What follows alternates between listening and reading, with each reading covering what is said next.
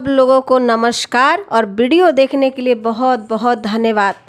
तो आज मैं एक गीत लाई हूँ कि एक सखी के पति शराबी मिल गईलन और वो दुख दर्द अपने माँ से ना बतावस, ना नैहर में केहू से ना बतावस।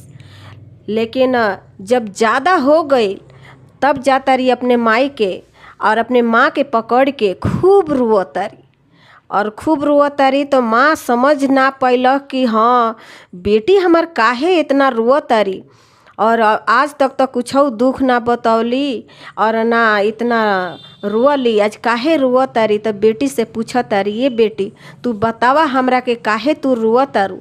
तब बेटी कुछ ना कहते हुए कहतारी माई से, सुन माई हमार बात।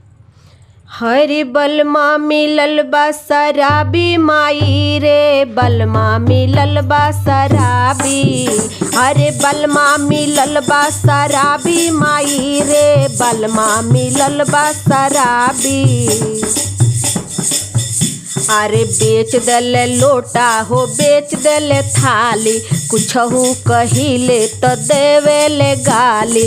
बेच देले लोटा हो बेच देले थाली, कुछहू कहिले तो देवेले गाली।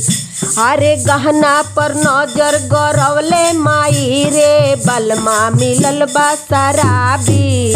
अरे गहना पर नजर गरवले माई रे, बलमा मिलल बा शराबी।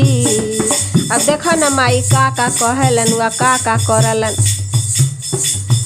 अरे सेजिया पर रोज रोज करे लड़ाई, सेजिया पर रोज रोज करे लड़ाई।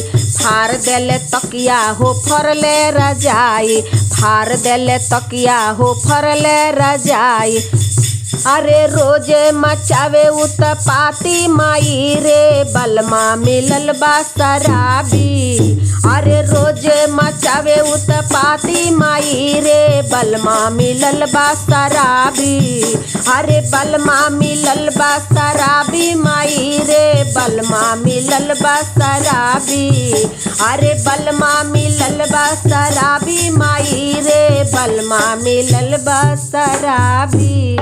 ए माई हम का कहीं, हम यही से हम केहू से ना बतावतनी। यदि सखी सलेहर से बताएम तो उहो हंसिहन। आ माई बाप कितने दिन खातिर करी, यही से हमरा आँख में से आंसू नइखे सूखत। यदि आप लोगों को अगर पसंद आता है गीत तो ज़रूर आप लोग लाइक करें और सब्सक्राइब करें और शेयर करें। धन्यवाद।